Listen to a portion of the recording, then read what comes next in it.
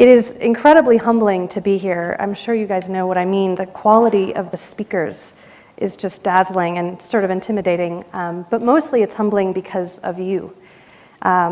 You're all here because you've been willing to take on this challenge, and that creates a huge responsibility for all of us up here, and I really do feel honored.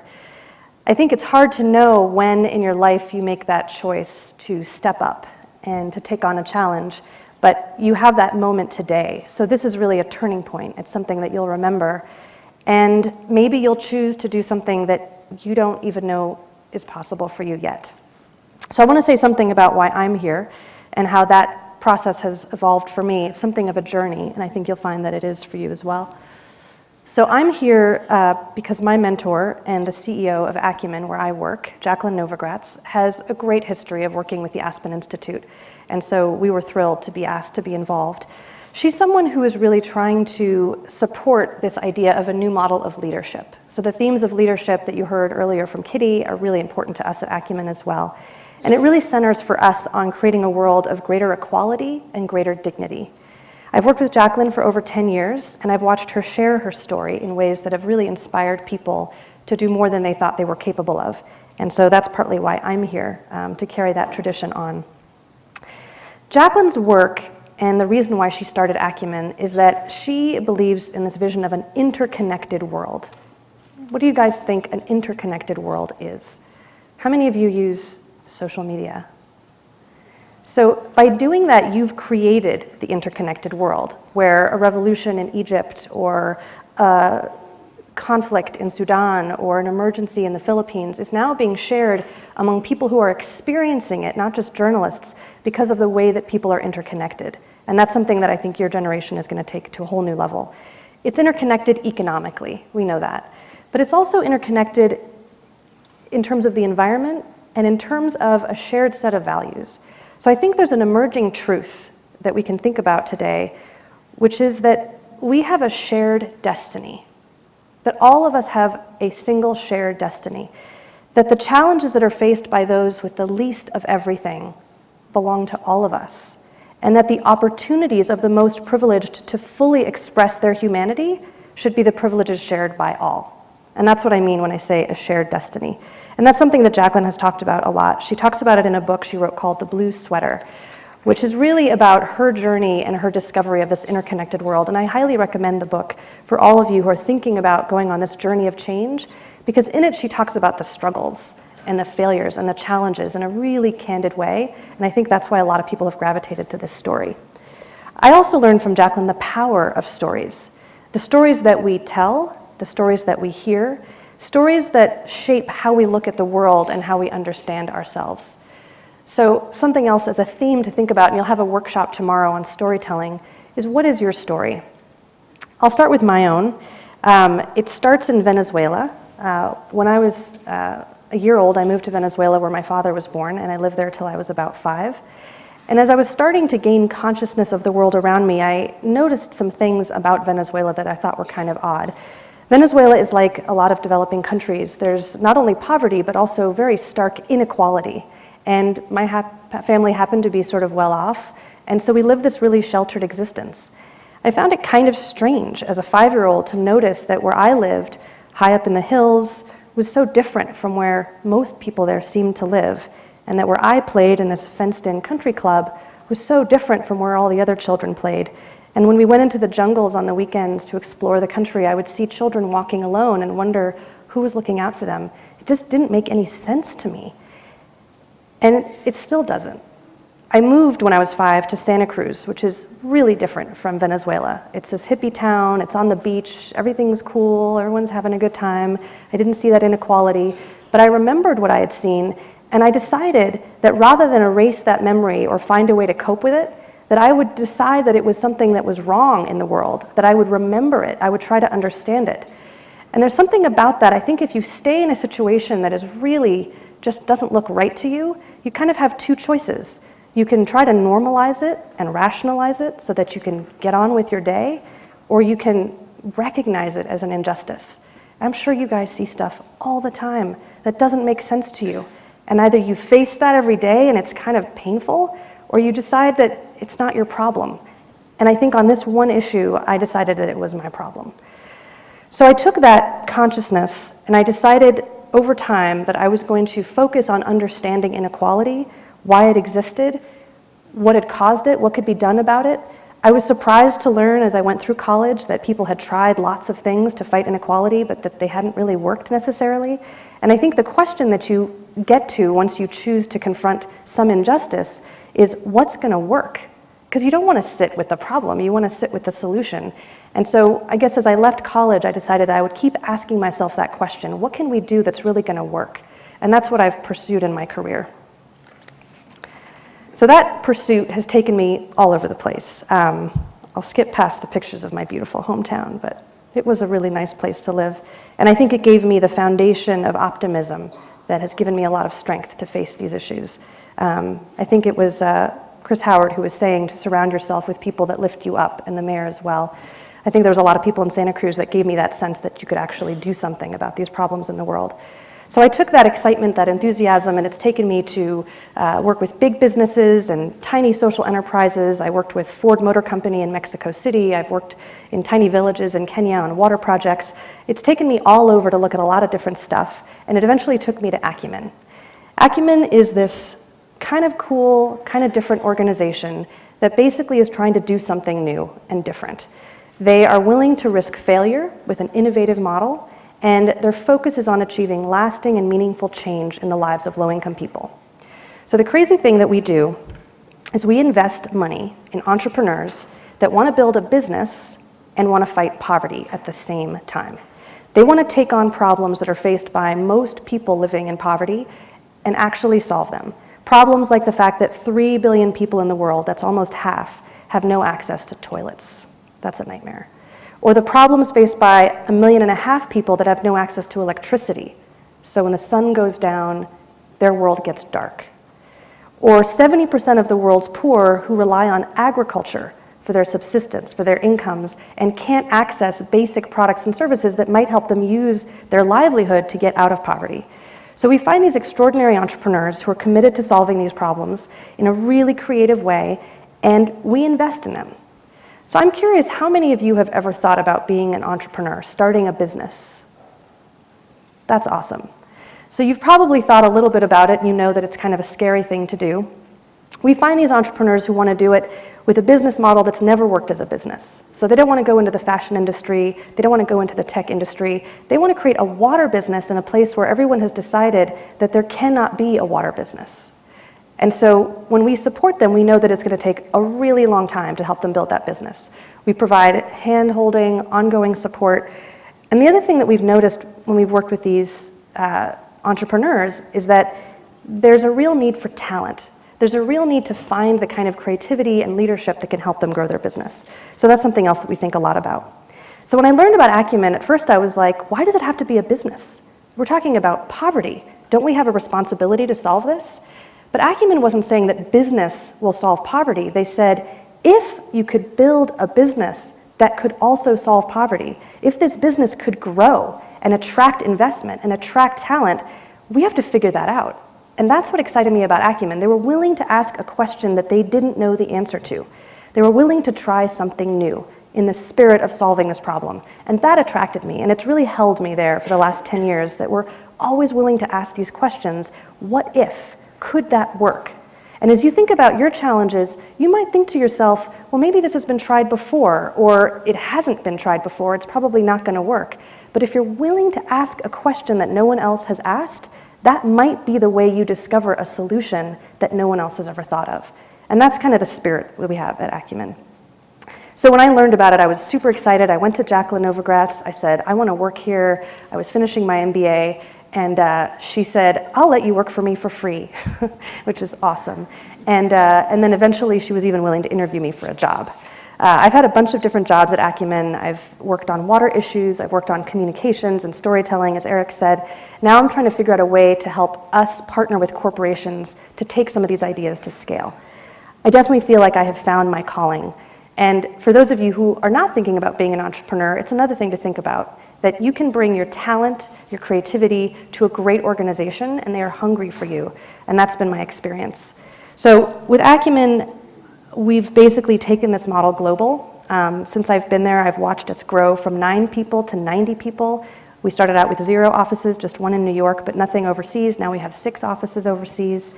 And I've seen us take this question about how could business be used to solve poverty and create something that looks like a movement. So we continue to do our work. We invest in these sectors: agriculture, energy, health, housing, water, critical issues for people living in poverty. And in each of them, we're finding some incredibly creative ideas. We're also seeing some failures, but I'll share a success story because I think it gives you a sense of the scope of what's possible. D-Light is a company that manufactures these low-cost solar lanterns for those billions of people that don't have access to electricity. And when we met them, it was a really cool idea. It came out of a grad school engineering program. We put in $200,000, and over time, they managed to get this product right, to make it cheap, to make it accessible, to distribute it globally. There's now 20 million people in the world that have access to this light. It means they can take kerosene out of their homes, and kerosene is polluting, it's dangerous, it's unaffordable. And they're showing the world that these kinds of approaches that start small, but that really focus on the problems faced by the poor can scale. So that's exciting for us. This is a family that has a light, and this woman in particular is a great example of a customer who was willing to tell D-Light what was wrong with the product. And that's what I love about entrepreneurial approaches. As you build solutions, you're accountable to the communities you serve. And if you show up and you're just solving a problem for them without really asking what they want, it's probably not going to work. But when you're accountable to them, not only are they going to be more invested in it, but they're going to tell you what's wrong with it. And that's the most important information that you can get. So we've done all this great work. It's been super exciting, and we've seen that our companies continue to struggle to find the resources they need around talent. And so we've started to invest in leadership. And that brings me to the topic of the day: what kind of leadership is needed to build these solutions? So I'm going to talk a little bit about our leadership philosophy, and I think you'll see if you spend more time with the Aspen Institute that there's a lot of parallels. And Jacqueline is a Henry Crown Fellow, like Chris Howard, very inspired by the leadership philosophy of the Aspen Institute. So for us, it starts with moral imagination. That's a big phrase. What does that mean? Moral imagination is having the humility to see the world as it is, to be able to see the problems in the world, to be willing to confront them, to listen to the realities of other people, but the audacity to think that you can change those problems. And that combination of empathy, but optimism and audacity is what we think of as moral imagination. And it's a decision that everyone can make at any point in their lives to view the world that way, to have empathy and to know that they can be part of a change. And that's probably the most important quality that we look for in leaders and that we cultivate. Next comes financial expertise. Now, you don't need to be a banker to change the world, but you do need money. And we find that helping people get really comfortable thinking about financial models, business models, how you bring in revenue, whether you're a for-profit or you're a nonprofit, is a critical part of leadership. And as you think about your challenges, at some point, you're going to have to figure out what it's going to cost and where that's going to come from. So getting comfortable with that piece of it we think is critical. And then lastly, operational expertise, getting it done. Now, some people are just absolutely great at this. They are doers, they have their checklists, they get them done. But for other people, they might be stronger on the moral imagination and the vision part, or maybe they know how to make the dollars happen.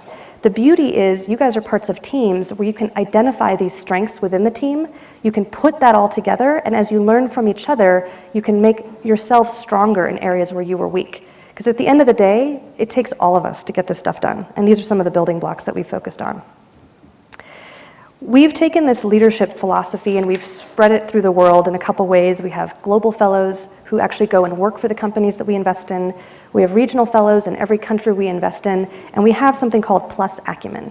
And this is something that is available to anyone who wants to go online and tap into some of the courses that we've developed. They're free, they're available right now. I think we're recruiting for a course on storytelling. And I'd love to see some of you exploring that as a way to tap into these resources. We've had high school students taking the courses together globally and just feel like this is our opportunity to take what we've learned and really spread it. In addition, we developed something that we call our manifesto. And this is our way of kind of checking in on our own truth, but we've found that it's been kind of inspiring for other people. This is the online leadership program. So our manifesto was really designed to remind us every day why we do this work and what it really takes. And I'll read it out because it's hard to read the screen. It starts by standing with the poor. listening to voices unheard and recognizing potential where others see despair. It demands investing as a means, not an end, daring to go where markets have failed and aid has fallen short. It makes capital work for us, not control us. It thrives on moral imagination, the humility to see the world as it is and the audacity to imagine the world as it could be.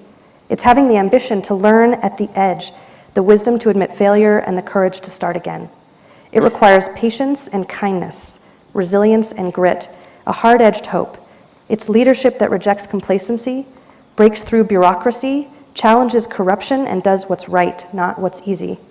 Acumen, it's the radical idea of creating hope in a cynical world, changing the way the world tackles poverty, and building a world based on dignity.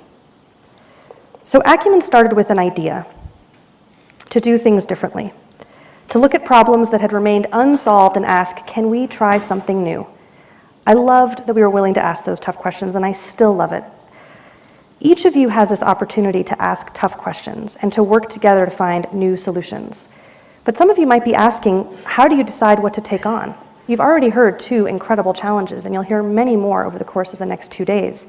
There's no shortage of problems in the world, so how do you pick the one where you're going to have the stamina and the grit to see it through for the next 7 weeks and maybe even beyond that? So I want to go back to the idea of stories. You all have your own story. Where you've come from, what you've seen, what has moved you, what has upset you. All those things can be the source of your passion as you embark on a mission to create change. And you should know that your stories are just beginning, and they'll continue to evolve. So my story continued to evolve as I got older. It started with me as a child in Caracas saying, this does not make any sense. I still think it doesn't. But then 5 years ago, I had my first child, and I kind of opened my eyes to another set of realities. I had an incredibly positive experience giving birth, but I realized as I was going through it that this was the height of privilege, to choose how I would give birth and to give birth in a way that was safe and supported. And I learned that millions and millions of women around the world do not have that privilege, that they give birth without any medical support, without any voice. They're treated basically as throwaway people, and many of them die because the fact is that women need that kind of support and voice in childbirth. So I kind of took that on. I decided to learn more about it. I became obsessed with one of Acumen's investments that supports access to maternal health, a company called LifeSpring, started by this awesome entrepreneur. And I was asked to give a talk about a year ago at something called TEDx. And I was scared, and I feel like I wanted to give a talk about something I knew really well, but this was the thing that was under my skin, and I decided I would give a talk about maternal health to force myself to learn about the issue, to connect with other people about it. And so I really dug deep to learn more about LifeSpring, to understand the issues. I interviewed people. I gave my talk. It was kind of a seminal moment for me because I remembered what it was like to be scared, to be uncertain, to not have all the answers. And that for me was a huge lesson, that the journey that begins maybe now for you today is going to go on through your whole life. And the more that you're willing to be uncomfortable and to feel unsafe as you're exploring unanswered questions, the more likely it is that you're going to be able to hit on something that is really transformative. So there's never really a time to get comfortable or satisfied with yourself and what you've done, but it's always time to be learning and stretching. There may be some moment when you say, this is what my life is about, but you have to go back to that source of inspiration all the time. There's a quote that I want to share that's really been an inspiration to me by a poet named Rainer Maria Rilke, who wrote, "Have patience with everything that remains unsolved in your heart. Try to love the questions themselves, like locked rooms and like books written in a foreign language. Do not now look for the answers. They cannot now be given to you because you could not live them. It is a question of experiencing everything. At present, you need to live the question. Perhaps you will gradually, even without noticing it, find yourself experiencing the answer some distant day." So being open to those questions, open to new experiences, listening to other people and learning from their experience is critical. For me, that's been what Acumen has been about. It's constantly being confronted by the things that I don't know, by people whose experiences are different from mine. It's being open to the pain that comes from that and also the joy. This is a photo that I took when I was in Rajasthan, and trying just to understand the experiences of people who are different that continue to open my eyes. What's been great about being at Acumen is I'm surrounded by people who are on the same journey.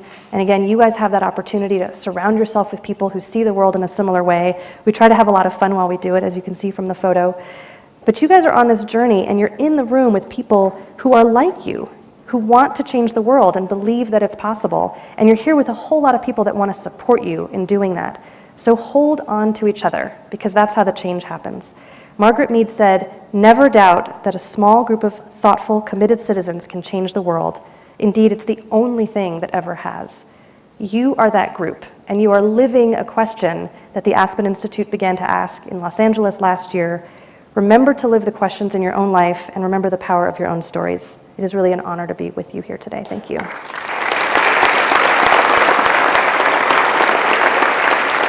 Raise your hands if you have questions. As I said, we have time for like maybe 3 questions. Sure. Would be okay? So keep your hands up while the question is being answered if you would like to ask the next question. And our microphone workers will make their way through the crowd to you. Okay. Your name, your school, and your question, please. My name is Maria. I'm from Thomas Jefferson High School. And I just wanted to say that I loved your speech. You're really inspiring. I loved it. And I wanted to ask a question. You said you need money, right, to support your business, the business that you want to start. How did you do it? How did you raise enough money? Yeah, so it's funny, at Acumen, we have our fundraising team and we raise donations. Some of the entrepreneurs we work with are raising capital from banks or from investors like us. And the funny thing I've found is that since I've been there, I've always found myself wanting to be a fundraiser. And so just this year, I'm changing my job to basically be a full-time fundraiser, which a lot of people think is crazy. It's like, wouldn't it be nice if other people raised the money for you and you could just do the work? But raising money is about truth-telling. It's about saying, this is my vision. This is what I want to do in the world. I'm going to make it happen, and I need from you some money. So maybe it's an investment, maybe it's a donation, maybe it's a loan. But when you stand in front of someone and say, I believe in this vision enough to ask you to part with your dollars and take that risk, you really get serious about who you are and your vision.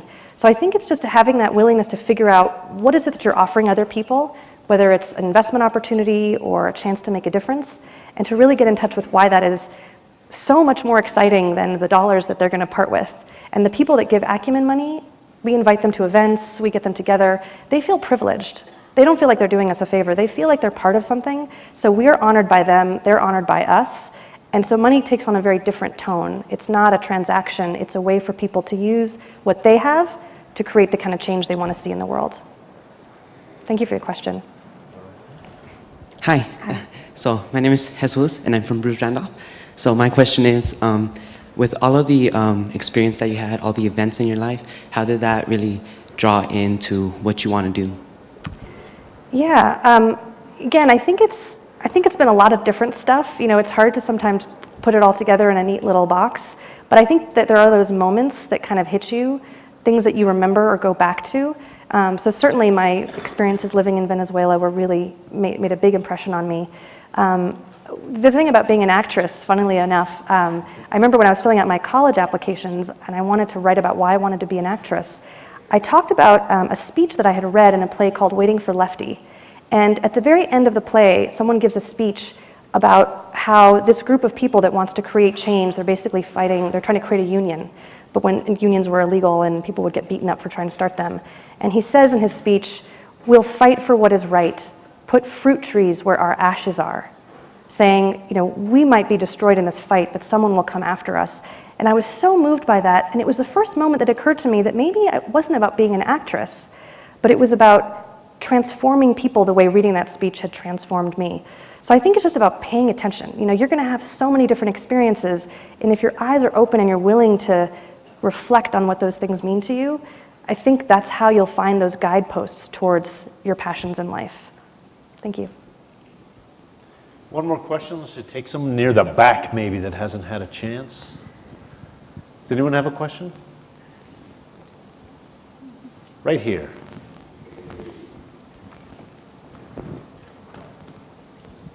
Hi, my name is Luz and I'm from Montbello High School. And you previously said that whatever you want to change is not easy, but it's something you want to do. So how did you overcome not doing what everybody else is doing, like finding a job instead, the regular 8-hour job, instead to taking something that is not as easy as everybody else's job? Yeah.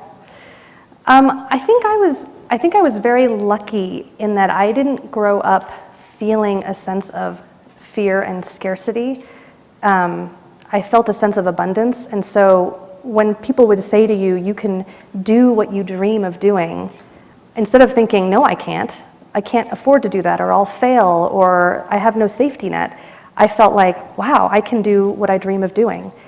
And I think that the reality is that most people don't feel that sense of abundance and support. They really feel like there's a lot at stake. So I feel lucky that I can say that, but not everybody has that. And I guess the only thing I'll say is that if you can find that feeling in this room that says, you might have a dream and you might be scared, but it's okay. You can try it and fail, and we'll all be here for you, and it just gives you that little bit of extra courage. That would be the greatest thing that come out of this room, I think. Because the reality is that it is about taking a risk, and some people have much bigger risks than others, but find the support you need to take a chance, so that when it doesn't work out, or it doesn't go the way you thought, or you're just not making enough money that month to pay your rent, that there's someone you can go to that believes in you and your dream that says, keep going. And I hope you can find some of that here. Thank you guys so much. This was really such an honor.